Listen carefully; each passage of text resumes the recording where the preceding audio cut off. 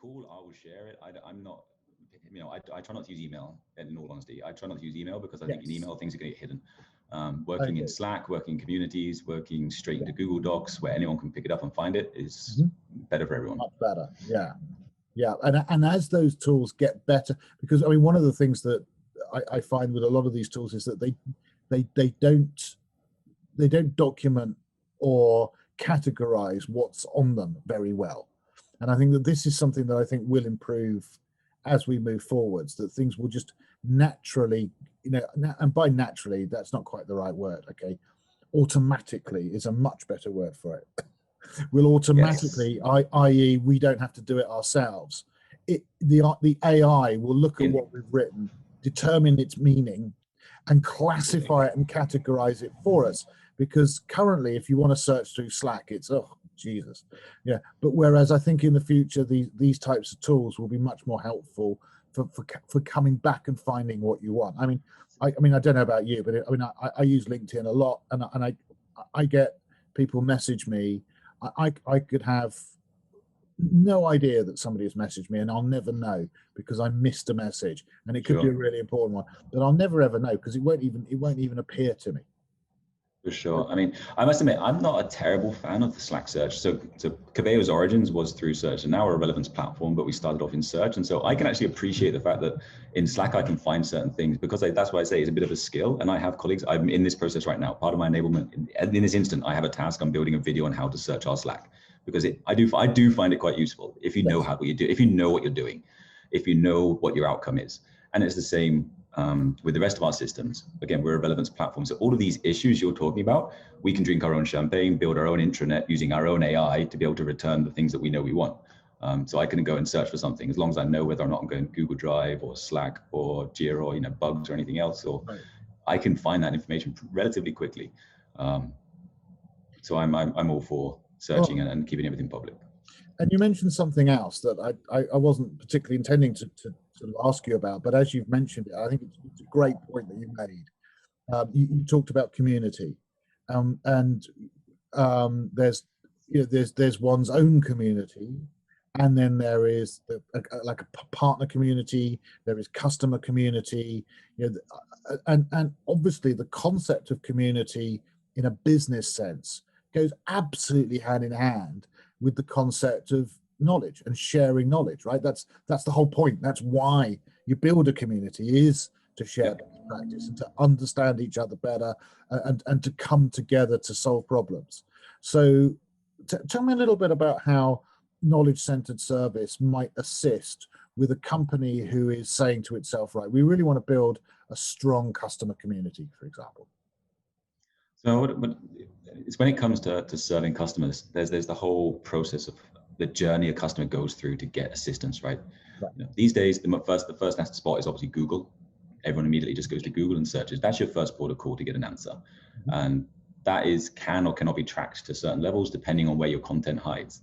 KCS tends to be, I want to say, those more sort of enterprise level services. So there you may be logged in, you're authenticated users. So the benefit of that is you're an authenticated user, you logged in through a community. So if I talk about ourselves, so at Coveo, we have a community. So you log into the community, it's called Connect, you log in, and that gives you access to all the training, access to all the community, all the groups, all the blogs, all the knowledge-based articles and everything else. So by having a login and authentication like that, the KCS can be really matched because it's structured. Because KCS, part of the technique of it is a certain type of article structure. You have issue, resolution, sort of timeline type thing. So having a structured piece of content allows it to be very easily mapped to issues that are coming through. And so when you're talking about communities, again, we're talking beyond just a group chat, beyond just a thread, which obviously is the first port of call, but that requires verification. You can't always trust that the customer gives the best answer, which is why you get those good, beautiful green ticks just to say this is a good answer. Okay. So you need a manager, like you said, like we've mentioned before, a knowledge manager to manage how knowledge is distributed and collated. You need a community manager to ensure, and they've got to have some level of technical expertise or knowledge of who does in order to review. And so we have our solution architects. Our solution architects are active on our communities. They're the ones who are there viewing, responding, and verifying whatever goes through. So you always have to have this support, because as you also mentioned, success isn't just a one department job, it's everyone. It goes through professional services, support, customer success, marketing, everyone's contributing to it. Now, your article that sort of, as I said, I thought was very interesting. Let me just read out the title again. It's KCS needs a new home in customer success.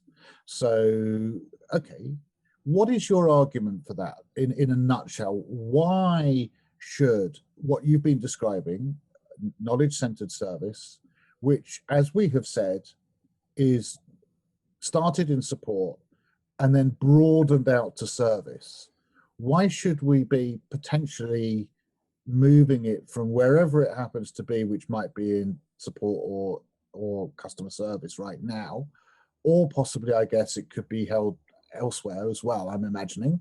Yeah. Why should it be moved to customer success? What value does that potentially bring to the company? What does it do for the company? So it's some of the research that's out there right now, we slightly alluded to it earlier, is the type of content that people are requesting when they go through support networks, support channels. It's almost like an 80-20 divide. In recent research is showing it's more like 80% is that how-to type question versus 20% break fix. Gotcha. So already that's then moving more into the realm of proactive customer support, which would be the customer service, customer success type role, rather than a break fix support. This is broken, let me fix it for you. So already that sort of quality, or that desire of knowledge, that desire of information from the customer side, is aiming more at that strategic and looking forward, how can I make it better, rather than it's broken, I need help. So that's sort of the main channel I was pulling on. But at the same time, as we mentioned, it's a journey. Newer customers are going to be looking at, it's broken, how do I do? More mature ones, they're going to be asking about okay, we've got this, great, what can we do better? And then they're looking more for best practice articles. And so I do think that there's a balance. Let's say the title was probably a bit tongue in cheek, just to try and get some traction, but I think it's valid. So do I. So look, if we project forwards with this, and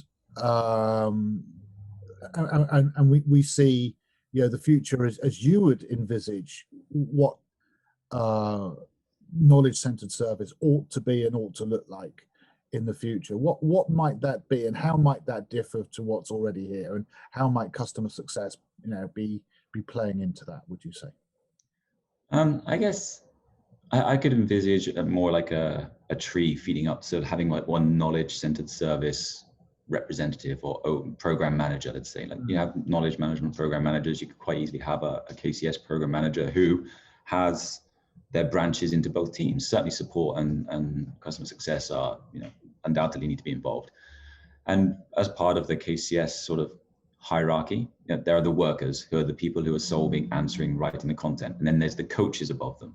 And so there are these like hierarchical levels. And so I'm a coach, helping other people and guiding them on creating content, suggesting ways of doing things. And so that coach could be, in both teams, or so they have coaches in both teams who then feed into this one program manager. And that way they've got, eyes on both sides, getting both types of content and getting that range. But at the same time, we don't want to be just creating content for the sake of it. Everything needs to be efficiently done and demand driven. We don't want to be creating just because, which I know I fell into issues in the past trying to create content just because, and that just leads to redundant content. Okay, and so because you can do it doesn't mean you need to do it. Yes, they don't do it just because. Do it because there's a need and a desire. If someone's asked the question, likelihood is someone else will have the question. Don't just invent an article. If you do something cool, then that's when community can come in. You can start sharing it, talking about it, community, and get to see what response you get. Right. And then if someone says, I'd be interested to know exactly how you did that, then you can go on and create something like a blog post or an article to give some details. But show off first, and then I think that's good advice. In developing any service, I would say that is good advice. So, all right, look, coming towards the end of this, but I want to ask you something slightly, it's still very relevant, but just slightly aside, is that there's a lot of talk at the moment in the world of customer success management about data-driven CS.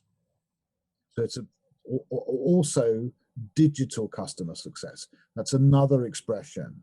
So, what type of customer success do you have? My customer success is data-driven customer success, or my customer success, or we are aiming to be more of a digital customer success team. Yeah.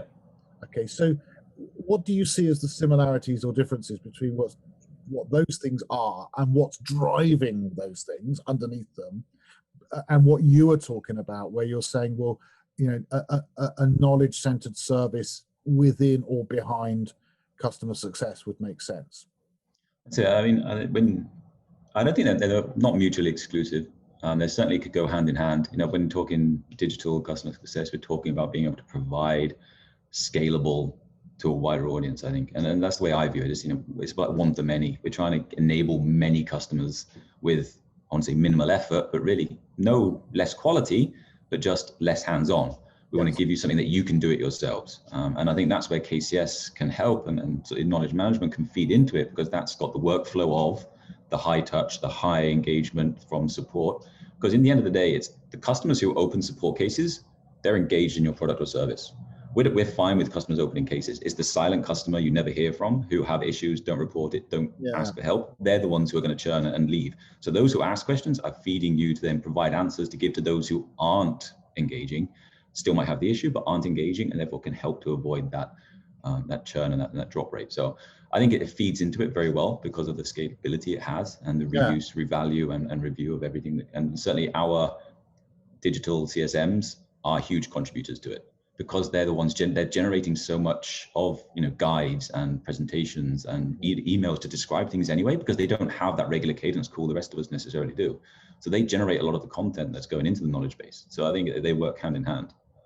So how about this? So if we were to say that digital customer success or data-driven customer success is our aspiration, or the title of our strategy, then KCS, or knowledge-centered service, could be our methodology.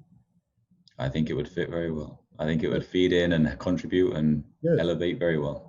So I think we may hopefully then have sort of planted some seeds and some ideas, because I don't think that few, if any, I've not heard people talking about KCS, right? No. But I've heard a lot of people trying to solve the how do we become more digital, how do we become more data driven, and not necessarily having all the answers to that. And I think that this might be part of the tools that they're looking for, maybe the missing link. That the automation, obviously, that anyway, that is a, you know, that you'd be using yourself within this, but also the community concept that we talked about earlier.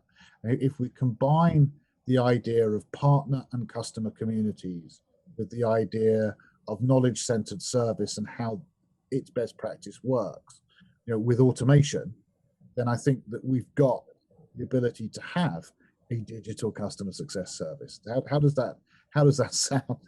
I think everyone would lap it up, wouldn't they, if they had some way of automatically capturing community ideas and data and resolutions and push through to, you know, a CRM or something to be able to generate the article, then gets published live for everyone to find. And you know, you're in almost the holy grail of you don't need digital CSMs.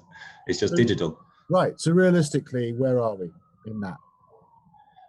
If 0 is nowhere and 10 is it's done, you know, where are we on that journey right now?